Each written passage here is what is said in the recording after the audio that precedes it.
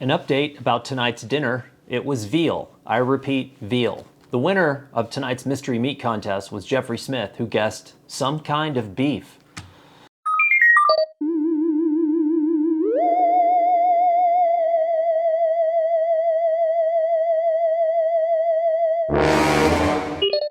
Hey everybody, and welcome back to Notes on Photography. I've been on a Notes on Photography binge. I've mentioned this in the last film. Going back through some of this footage, these files has really excited me about somehow, at some point, getting back in the field. I don't know when that's going to happen. I don't know if it'll happen this year or I have to wait until next year, but it's definitely on my agenda. So the image that we're going to talk about today reminds me of the movie Sicario. Now, that might seem completely inappropriate, out of place, odd, peculiar, whatever you want to name it, because the picture that we're going to talk about has nothing to do with the border per se. It has nothing to do with the drug war. It has nothing to do with Mexico. It has nothing to do with any of that. But the reason I'm telling you that, I get a lot of questions from people about how to come up with photography project ideas and how I come up with my ideas. And I figured that sharing this with you might give you a little window into how my brain works. This might be helpful to you, or this might be terrifying to you, and you might not ever come back to my channel, and that's fine. So the movie Sicario, I think, was incredibly well done. Denis Villeneuve is the director, but Roger Deakins is the cinematographer, and Deakins is a legend in Hollywood, and it's either Deakins or Deacon, one of those. You get the point. Raj, just call him Raj. I met him once in an event in Hollywood. I was gonna say he wasn't that nice, but I think he is nice. I think he was painfully shy, is how he came across. But a professional, and his work speaks for itself. So you've got Denis Villeneuve, you have Roger Deakins, you have Josh Brolin, you have Benicio del Toro, El Hombre que tiene un nombre increíble, and you have, of course, last but not least, Mrs. Blunt, who's magnifique. You also have a Bernthal sighting in there. The beauty of Sicario was not only, I think, that it was a good script. I think you have a great cast. You have great acting. Brolin, by the way, gets 5-star review just for being in No Country for Old Men. The classic from the Reclusive one, Cormac McCarthy, one of my all-time favorite writers. If you haven't read Blood Meridian, it's my top 10 books of all time. I've read it 100 times. I've given out hundreds of copies of that book. I absolutely love it. I'm getting distracted, but again, this is how my brain works. I see Sicario. I know the director. I know I don't know them personally. I know the cinematographer, the actors. I look at how the cinematographer used the landscape and location as a character in that film, and it made me feel a certain way. Now, I have spent a fair amount of time on the border. I've spent a fair amount of time in Mexico. I love both places. I love the Mexican people, so there's a lot there that's pulling me already. But I will go through those list of people. I will look up that director, and I will look up what else he's done, and I will watch that, and I will look up what Deakins has done, and I will watch that. I will look up what Josh Brolin has done, and I will watch that, and I go through all of those characters and all of those people. For example, I don't know anything about Emily Blunt, right? Other than the fact that she was in Sicario, and that she's pretty dreamy. So I realized I must have searched Emily Blunt at some point in my life, because now I'm flooded with Emily Blunt stuff, which is not the worst thing in the world to be flooded with. Through that, I find that she's married to John Krasinski, the actor, director, who is the director of A Quiet Place 1 and 2. I think he directed 1. He did for 2 for sure. I thought Quiet Place, in terms of a horror movie, was incredibly well done. I'm not a big horror movie fan, but I thought that was really well done. I have not seen the second one, but someone on YouTube, it might have been GQ, did an interview with Krasinski about how he crafted scenes in the movie. And he went frame by frame through the opening scene of A Quiet Place 2, and he broke down how it was made, how it was filmed, how it was framed, some of the tech involved, and what the actors did and didn't do. It was very interesting. It was kind of a little window into a microcosm of that one particular scene. And you realize the kind of work involved, the time involved, people. But my point is I'm working my way down through these things to find elements that I can use in my own projects, stories, ideas, techniques. That's how my brain works.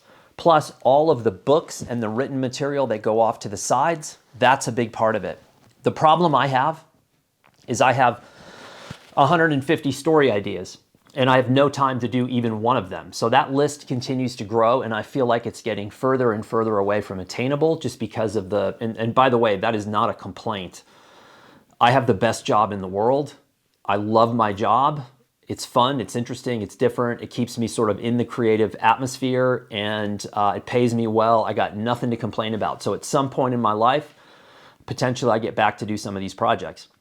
But speaking of books, with you, with me, with you, not maybe sometimes with you, maybe with you, me. Be the ball, Danny. There is always a book or magazine involved. This is the image that we are going to talk about. And as you can see, it has nothing to do with the border or the drug war. This is a bunch of basically high school kids playing football.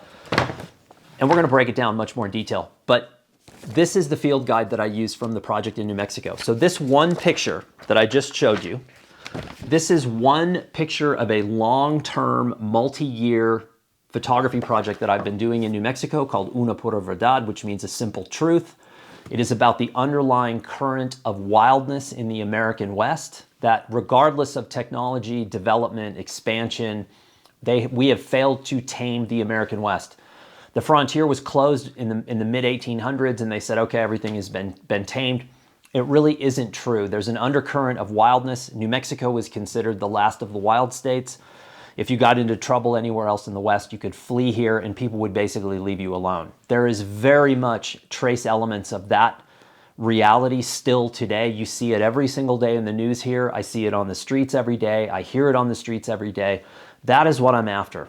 I use this as a field guide so that when I'm in the field and someone says, who are you? What are you doing as a photographer? I don't have to try to explain what I just explained to you, which nobody has the patience to listen to, and it confuses them, and then they basically want to deny you access because they can't comprehend why on earth you would be out doing something like this. It's very easy to go, here, read this, show this, and they look at it and people will open this up and say, you did this? Because it looks and feels like a real magazine. Now, the design of this is very, very basic. The reason I keep harping on this is I've noticed something, especially about photographers who spend copious amounts of time online. When you take your work to print, it has a tendency of exposing as much of what you don't know as much as what you do. For example, to do a publication like this, it brings into account your photographic ability, your writing ability, your editing ability, your sequencing ability, your ability to choose a trim size and materials, your ability to package, all of that. And what I find with a lot of online photographers is they get to that point and they go, this kind of exposes me for what I don't know. I don't want anything to do with it. And they bail and they go back to spending all this time online and Instagram and YouTube. Here's the beauty of this whole thing. There's exactly one copy of this in existence, and I'm holding it right here. The only person, if I wanted this to be the case, the only person who will see this magazine ever is me. So I can make every mistake in the book. I can have misspellings. I can use the wrong borders. I can accidentally run an image off the page. It doesn't matter because nobody else is going to see it. To do something like this requires me to put and place critical thought towards my work in a way that's different from the online space. When I see printed portfolios, 99.9% of the time, they are far more thought out than digital portfolios. There's nothing more terrifying for me than to do a portfolio review and have a young photographer walk up with a laptop or an iPad, because 99.9% of the time they have not edited to the level that they need to because there's no penalty in the digital space to leave things in. There is a penalty in the print space, and that is you have to pay for this.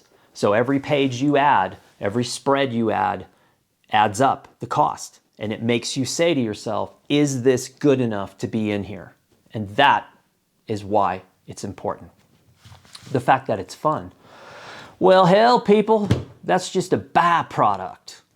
So let's break down this image and I'll tell you why I like it and how I made it and why it makes me want to go make more. All right, people, let's break down this image. Okay, like I said, reminds me of Sicario. I don't know, maybe it's the scene in Sicario where all the special operations guys are getting ready to go into the tunnel and they're all wearing night vision and it's filmed right as it goes from dusk to darkness. Maybe that's it. I don't know. It doesn't matter. There's no guns in this picture. It's all about football, Americana. Now, here's the thing. I was down south at a place called Elephant Butte, which is the largest reservoir in the southern part of the state. I'm terrified to go look at this place right now because we've had so little water, and apparently it is damn low. But around Elephant Butte is a state park that's a pretty popular place. And if you're going to go make photographs, it's a decent place to go because there's, especially during the summer months, there tends to be quite a bit of activity. Lots of families, lots of campers. Not a place that I would really want to hang out for a long period of time and camp because for me there's too many people. But I'll take Elephant Butte over White Sands any day. White Sands is now so overridden with Instagrammers and drone operators, and not really drones. I think it's illegal now to fly drones over White Sands. But so many Instagrammers, so many tourists. When people talk about coming to New Mexico as a tourist, they're like, I'm going to go to White Sands. Anytime anyone tourist says that about any place in the state, I avoid it like the plague. Elephant Butte is what I would consider a local's place, and it's fantastic. So I'm driving around in a Honda Civic Hybrid. I made this picture a few years ago before I had my truck, before I had the van. I've been driving a Honda Civic Hybrid, and as you can see, what these guys are playing on is basically a sand field, and it's deadly in the Honda. Any car that's not 4x4 with air-down tires, you can really get stuck. So I parked, and I started walking. And I walked and I walked and I walked. And my wife was actually with me on this, which is incredibly rare. Most of the time I'm in the field by myself. Don't know why she was with me on this trip, but she was. And she kind of hung back with the car, and I just started walking. And I came across these guys playing football. Now, if you're like me, grew up here in America. When I was younger, football was a big part of my life. I have an older brother. He had friends. I had friends. We played epic, like 8-on-8, 10-on-10, full contact, tackle football games. All of us were injured, maimed, hurt, crying, punching each other. It was fantastic. It's what football is about. We would play in the cold winter months. We would play in the middle of the summer. It didn't matter. So when I see these kids playing, I'm immediately attracted to this because of my memories. And I'm also, I'm a guy who plays football. I can throw a football, so I can go up to these guys and I can talk football if that's required and part of it. So there's a few things about this picture that I really like. Number one is it's a moment, right? I've caught that ball in the air, but there's a lot of other things happening here that prove that this is a moment. The first, let me just go back here. So yes, I've got the ball here, and why my color is not where it should be.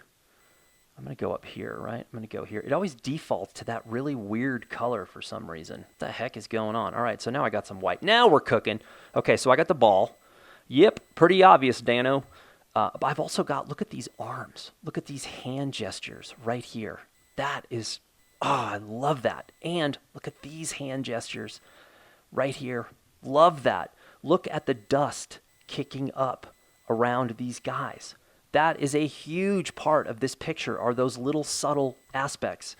By the way, I nailed this exposure.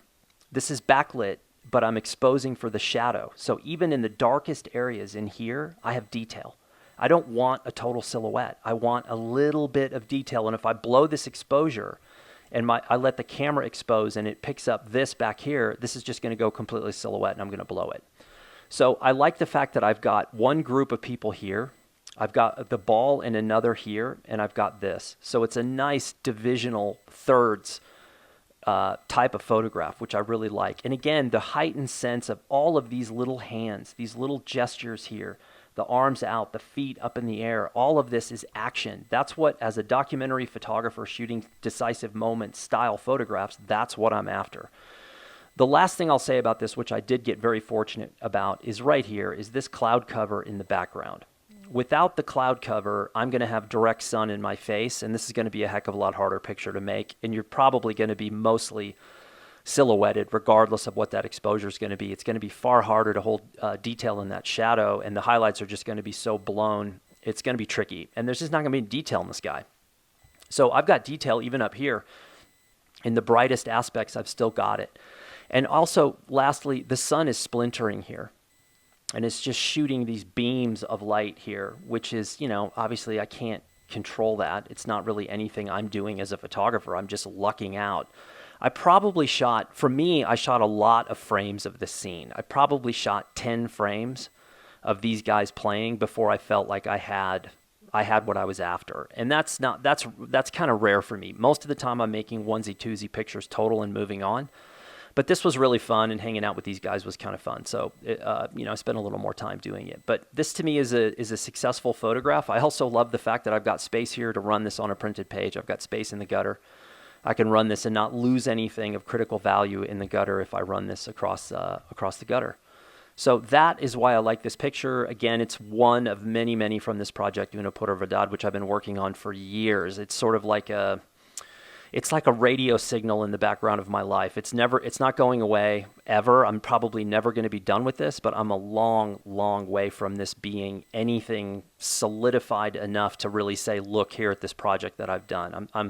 It's an onion-like project where I go into the field to shoot one thing and I discover 2 or 3 more and realize, okay, I just pushed back the timeline another year, another 2 years, whatever. So I'm not in any hurry. It's just fun. This is the kind of photography I like to do the most, and on the rare chances when I get out like this and I see an environment where I know I can make a picture, then makes me happy.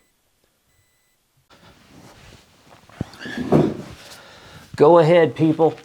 Just let that sink in. Was that an image? Is it a decent image? It's actually a basic image. It really is. It's about timing and being in the right place. That's all it is. It's called putting your feet on the street, on the beat, and getting out there and making pictures. So I hope you enjoyed that. I will be back with more of these at some point until I run out of images, and then it will force me to go back in the field and make something new. I would love to do this in real time in the field. That is a distant YouTube dream that I have. I keep thinking it's gonna happen, and then I look at what I have on my plate and I go, okay, it's not gonna happen in June, then not July, can't do it in August, September, no. October's not looking likely. November might be too cold and I can't get access to where I want. December, no. Okay, damn, we're looking at next year. Life sucks. Just kidding. Enjoy, I'll be back.